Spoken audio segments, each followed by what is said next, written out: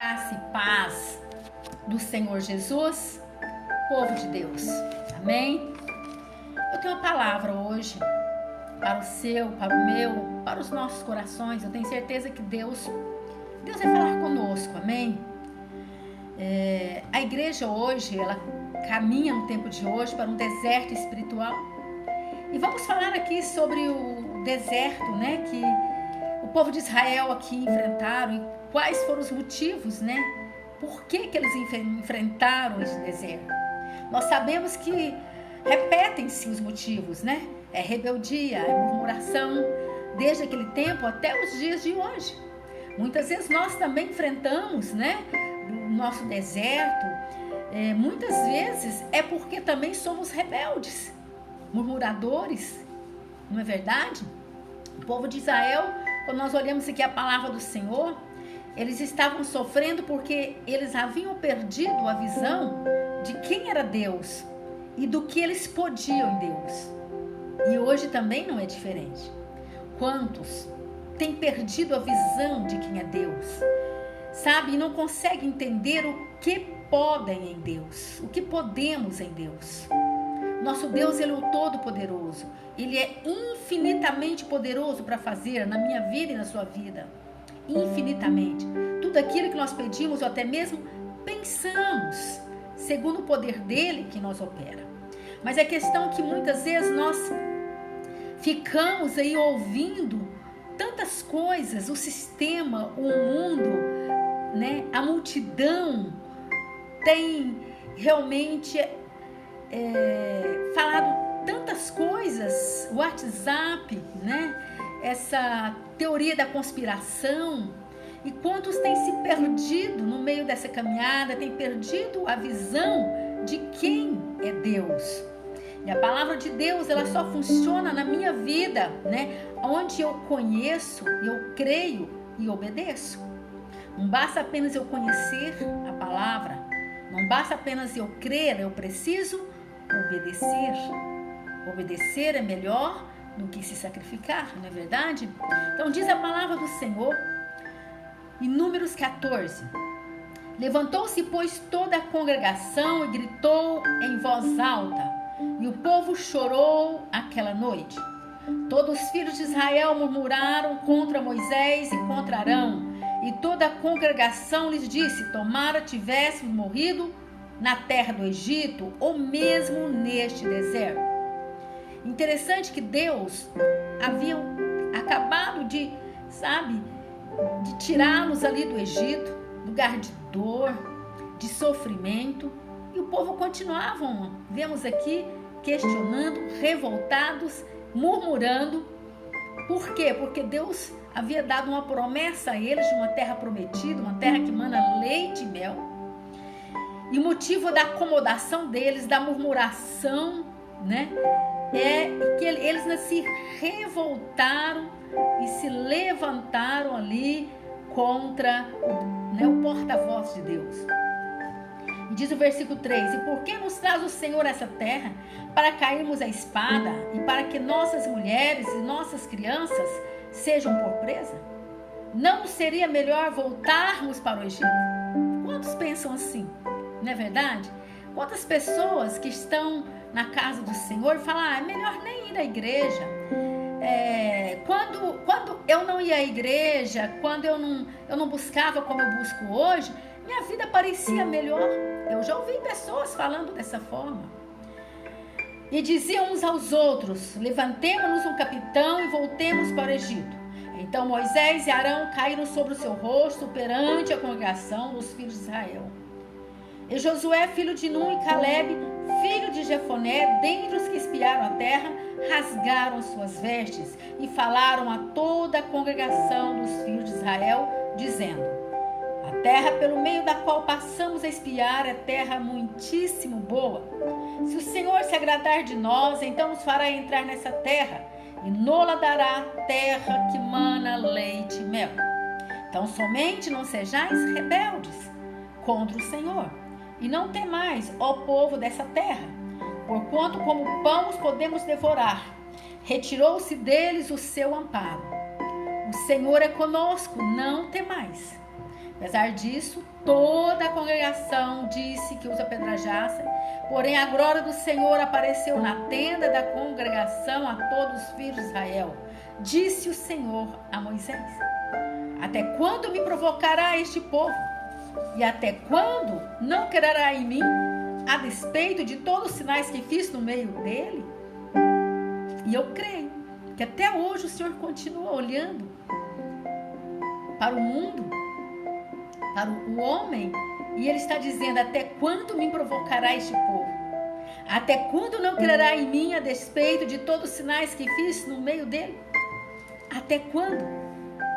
Então, igreja, nós vemos lá no Salmo 78, lá no versículo 8, Deus chama, né, este povo de obstinado, de rebeldes, isto é, que eles eram irredutíveis, eles eram inflexíveis, era um povo muito teimoso, né? E quando nós vamos aqui em Números, no capítulo 13, nós vemos aqui que havia uma promessa de uma terra que mana leite e mel que Deus havia dado. Deus disse, chega para Moisés e fala: olha, Moisés, quero que você envie aí homens à terra de Canaã. Escolha um de cada tribo, 12 homens, e eu hei de dar essa terra aos filhos de Israel. Então havia aqui uma promessa do Senhor de uma terra que mana leite e mel. Mas não ficou só na promessa, Deus revelou a eles essa terra. Deus mostrou, né? Deus levou esses 12 espias, porque Deus já conhecia o coração daquele povo. E Deus não queria que eles ficassem só, tem a terra, mas eles não conseguiram nem ver a terra. Deus sabia na onisciência deles, da rebeldia e de tudo como seria. Mas Deus os levou, né, ali, aqueles espias até Canaã, e eles chegaram, viram as maravilhas, a excelência da terra, cacho de uva enorme, 2 homens para carregar, figos, romã, eram tudo maravilha, era uma terra realmente muito fértil, uma terra de excelência, né? Só que ali também, além deles verem as maravilhas da terra, eles viram que ali também habitavam gigantes, homens altos, de 2 a 3 metros de altura, diz a palavra, e eles tiveram que medo de enfrentar a batalha. E eles chegaram até Moisés, nós vamos aqui no versículo 27, eles chegaram a Moisés, eles voltaram e trouxeram-lhe um relatório. E eles falaram: olha, Moisés, fomos à terra que você nos enviou, e é verdade, lá é uma terra que mana leite e mel, né? Está aqui o fruto dela. Era um fruto maravilhoso, enorme, né? Estava ali a prova de que a terra que Deus havia dado a eles era uma terra perfeita, né? Só que eles usaram um questionamento, eles disseram: olha, porém o povo que habita nessa terra é poderoso, é grande, é forte, né? Nós vimos ali os filhos de Anak, quer dizer que eram gigantes, e então nós não podemos enfrentá-los. Isto é, duvidaram de Deus. Se Deus havia aqui no capítulo 13, versículo 1, e diz que eu hei de dar aos filhos de Israel, quer dizer, essa terra eu vou dar a vocês e pronto. Então eles duvidaram de Deus. E eles bateram o pé e falaram: não, lá tem gigantes e não é possível entrar naquela terra. Somente Josué e Caleb, né, que trouxeram ali um bom relatório, e Caleb ali, ele fez ali o povo lhe calar perante Moisés, e diz a palavra que Caleb levanta e fala: eia, vamos, subamos e vamos possuir essa terra, porque certamente prevaleceremos, né, contra ela. Então ele tinha convicção que Deus estava no controle, que se Deus havia dado aquela terra, que então eles seriam ali os herdeiros, né? Mas a questão é que quando eles viram ali a batalha que estariam por vir, ficaram desanimados, né? E decidiram que era melhor desistir. E é diferente hoje? Quantos estão assim? Quando vê a batalha, quando vê a situação, a luta que precisa de enfrentar, preferem desistir, ficam aí acomodados, né? Eles deixaram o quê? Que o medo, que a dúvida os vencesse.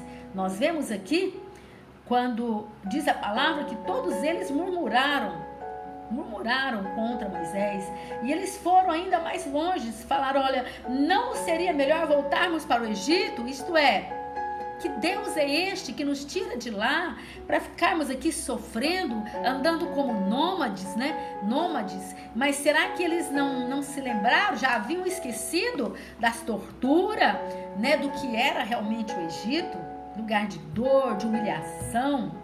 E interessante, né? Que Josué e Caleb, eles rasgaram as suas vestes ali perante esse povo, né? E chamaram a atenção de todos eles. Falaram: ei, para com isso, né? A terra pelo meio da qual passamos a espiar é terra muitíssimo boa, é terra de excelência. Se o Senhor se agradar de nós, então Ele nos fará entrar nessa terra. E é verdade, igreja. Se o Senhor nos agradar de nós, então entraremos na Canaã espiritual. E nós precisamos realmente agradar a Deus. Como que eu agrado a Deus? Não duvidando de Deus. Se Deus falou, está falado. Deus não é homem para que minta.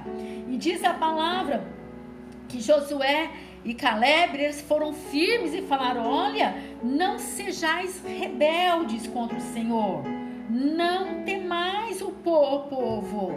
Para com isso, exortaram eles. E o que eles fizeram? Apedrejaram, se levantaram contra o porta-voz de Deus. Eles estavam sendo usados por Deus para alertar aquela multidão e falar: ei, para com isto. Então, igreja, eu aprendo o quê? Que nem sempre a multidão está certa. Não é verdade? Nem sempre. Às vezes você vê um grupo grande, a maioria, e pensa: bom, vou ficar deste lado porque eu creio que está certo. Não, igreja. Nós aprendemos aqui que nem sempre a maioria está certa, né? E nós vemos que quando eles se levantaram, né, para quererem realmente apedrejar o Senhor, o nosso Deus, a palavra aqui é clara, né, que apesar disso, toda a congregação disse que os apedrejassem. Porém, a glória do Senhor apareceu na tenda da congregação a todos os filhos de Israel. Gente, que coisa linda, né? E disse o Senhor a Moisés: até quando me provocará este povo? Até quando não crerá em mim, a despeito de todos os sinais que fiz no meio dele? Quantos sinais, igreja? Sabe, Deus cuidava daquele povo no meio daquele deserto. Assim como Deus cuida de mim também, de você, no meio aí dos desertos que enfrentamos, não é verdade? É dessa forma. E Deus ali operou milagres extraordinários. Alimentavam eles. Sabe, o deserto é um lugar muito difícil de viver, não é verdade? Os dias, durante o dia escaldante, a temperatura chega aí, sabe, acima talvez de 40 graus, muito quente. Mas havia ali uma nuvem, sabe, que os protegia. As noites são frias, chega aí menos de 0 graus, mas o Senhor levantava ali uma coluna de fogo, sabe, para aquecê-los. A roupa daquele povo, sabe, as vestes não se envelheciam, a alimentação nunca faltou, o maná nunca faltou. Deus cuidou daquele povo, abriu o mar. Que coisa linda. Eu creio que foi um milagre, algo assim da história, né? Que chama muita atenção de qualquer um. Imagina o mar se abrir e aquele povo passar a ser. Quantos livramentos, quanta proteção de Deus. E aqui nós olhamos, né? Depois de tudo isto, eles nessa rebeldia. E muitas vezes essa pessoa é eu e você. Vemos tantos milagres de Deus. Muitos estão vivos porque Deus deu outra oportunidade. Sabe quantos livramentos você tem todos os dias? Nós temos. Muitas vezes agimos assim com rebeldia, com incredulidade, sim ou não? Eles temiam, diz a palavra aqui, os homens altos, os gigantes, tiveram medo de enfrentar a batalha. Muitas vezes é assim também, eu e você, nós temos medo de enfrentar a batalha. E nós não podemos, igreja, porque o general é Jesus e ele está à frente. Então nós vemos que eles deixaram o que? O medo, a dúvida, né? Totalmente os vencerem. E esqueceram de tudo que Deus já havia feito. Quantas maravilhas Deus já havia operado. Esqueceram, né, ali da promessa, da conquista que Deus já havia dado a eles. Falaram, eis que eu hei de dar essa terra a Israel. Então, e eles sabiam do cuidado de Deus, porque eles viviam o cuidado de Deus, né? Por isso que eles foram chamados, né, de geração obstinada, né? De geração incrédula, de rebeldes, né?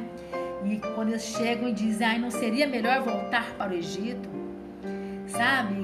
Quanta ousadia deste povo, né? Não é verdade? Quanta dureza. E nós sabemos que hoje também não é diferente. Quantos preferem voltar para o Egito, lugar de dor, de sofrimento, do que seguir realmente Jesus bem de pertinho? E por falta de atitude desse povo foi que eles morreram no deserto. É verdade, muitos estão a um passo. Sabe o que é um passo da promessa? Um passo. Falta um passo da promessa. Não conquistam por acomodação. Outros por medo. Outros por murmuração. Quantas pessoas, sabe, não têm conquistado as promessas do Senhor porque tem um coração duro. Quero te dizer que ninguém está livre de passar pelo deserto. Ninguém. Todos nós, ou mais cedo ou mais tarde, se você não enfrentou um deserto ainda, todos nós enfrentaremos um deserto. Nosso tempo no deserto depende de como vamos lidarmos, sabe, com as nossas dificuldades. Caminhando, olhando para o Senhor, ou como este povo aqui, se levantando contra o porta-voz de Deus, murmurando, né? Nós vemos que Josué aqui estava no meio do deserto. Caleb estava no deserto, Moisés estava no deserto. Mas a atitude deles foram outras. Tá certo que Moisés, certa vez, também ficou bem irritado, porque também não era fácil para Moisés. Mas Josué, no meio do deserto, ele foi aquele que disse, eia, vamos, subamos e vamos possuir esta terra. Eu não sei o deserto que você tem enfrentado. A única coisa que eu sei é que a igreja tem enfrentado um deserto espiritual. E já faz algum tempo. E cada dia isto tem realmente ficado mais forte. O que vai fazer a diferença na minha e na sua vida é agirmos como Caleb. Eia, vamos, subamos e vamos possuir a nossa Canaã espiritual. Não desistam, não parem de lutar. Creiam, tão somente creiam. Né? Nós vemos que Josué e Caleb, diz a palavra aqui, que eles rasgaram suas vestes e eles enfrentaram aqueles espias incrédulos. E nós também precisamos enfrentar muitas situações, sabe? Falsos profetas, falsos pastores. Não tenha medo, enfrentam, sabe? E nós olhamos que a multidão, ao invés de confiar em Deus, o que eles fizeram? O que diz aqui a palavra? Eles se voltaram contra Moisés, se voltaram contra Josué, contra Arão, contra Caleb, né? E eram eles que estavam ali, né? Firmes nas promessas de Deus. Por isso que eu digo, nem sempre a maioria está certa. Nem sempre. E o Senhor diz a mim e a você, lá em Crônicas 7:14, se o meu povo, que se chama pelo meu nome, se humilhar e orar e me buscar e se converter dos seus maus caminhos, então ouvirei dos céus, perdoarei os seus pecados e sararei a sua terra. Era isso que Deus esperava daquele povo, que ele se humilhasse na presença do Senhor, ali naquela congregação, quando eles viram a glória do Senhor. Nem isso, sabe, fez com que aquele povo se arrependessem e lembrasse realmente dos grandes feitos, das grandes coisas que o Senhor sempre já havia operado e estava operando na vida deles. A questão é que nós esquecemos muito fácil das coisas, das maravilhas que o Senhor faz em nossas vidas. Nós precisamos termos um coração mais grato. Sabe, a multidão, quando nós olhamos para a multidão, ela não contraria o mundo. É verdade. Eu costumo dizer que a multidão, muitas vezes, é aquele Maria vai com as outras, né? Existe ali no meio da multidão aquele que incentiva, né? Aquele que manipula a multidão. Você pode observar, sabe? Vai ter aquele que manipula, aquele falso profeta, aquele falso pastor, manipula a multidão. Uma multidão vai também porque quer, porque é acomodada, porque não vai para a palavra, porque não lê, porque não aprende do Senhor. A multidão agrada o homem. A multidão, normalmente, agrada o manipulador. Mas o discípulo é aquele que anda na contramão. Totalmente na contramão da multidão. Não tem como, sabe, o discípulo e a multidão caminhar no mesmo sentido. Normalmente é na contramão. Por quê? Porque o discípulo, ele vai agradar a Deus. O discípulo vai agradar a Jesus. Eram poucos discípulos com Jesus. Eram poucos, não é verdade? Então são as nossas atitudes que vai determinar em qual grupo eu pertenço. Se é a multidão ou se é servos. Eu sou serva do Senhor? Eu sou discípulo? Quem eu sou? Isto é, em qual porta eu tenho entrado? Na larga, na estreita? Qual caminho estou? No largo, no estreito? Qual, né? Então, igreja, nós precisamos realmente rever a nossa vida. Quando nós olhamos a palavra do Senhor, nós sabemos, quando nós lemos, quando nós estudamos, quem é que prendeu Jesus? Não foi a multidão? A multidão prendeu Jesus. Quem é que gritou, solte Barrabás, solte Barrabás? Não foi a multidão? Então, quem matou Jesus? Também foi a voz da multidão. Igreja amada, nem sempre a multidão está certa. Talvez você olha e você vê uma multidão em um lugar, né? E pensa, nossa, como ali deve ser um povo usado, né? E talvez não é bem o que você pensa. E você olha um lugar tão pequenininho, simples, humilde, poucas pessoas, e ali realmente a unção, a verdade, a presença do Senhor. Então a multidão, normalmente ela segue Jesus por interesse. Não foi assim naquele tempo? A multidão era interessada. A multidão seguia Jesus por causa dos sinais, das curas, do milagre, não é verdade? A multidão seguia Jesus, o próprio Jesus disse, vocês estão me seguindo por causa do pão. Porque ontem eu multipliquei os pães e vocês voltaram aqui me seguir por causa do pão. E hoje também não é diferente. A multidão segue Jesus por interesse em ter, em ser, em status, por causa do pão. Mas o discípulo segue Jesus independente de qualquer situação, mas segue Jesus pelo que ele é. Aleluia.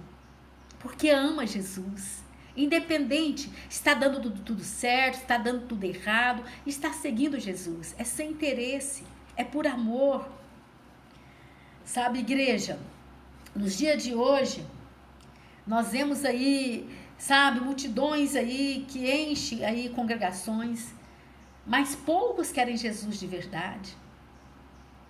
Por isso que a igreja tem caminhado por esse deserto espiritual. Há muitos manipuladores, manipulando vidas, e muitas vidas, por acomodação, por não ler a palavra, por não aprender a verdade, está seguindo a multidão. Mesmo que seja até de longe, mas está seguindo a multidão. Igreja, é tempo de despertarmos. É tempo de acordarmos.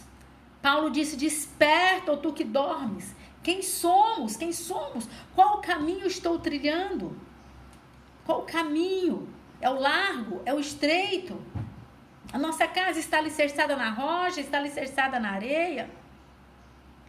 Nós vemos que ali em Israel, naquele tempo, Deus levantou um profeta, um homem manso, humilde, Moisés, mas mesmo assim aquele povo se rebelaram, se levantaram, porque queriam fazer do jeito deles, eram rebeldes, sabe, nada estava bom, e queriam abandonar tudo, voltar para o Egito.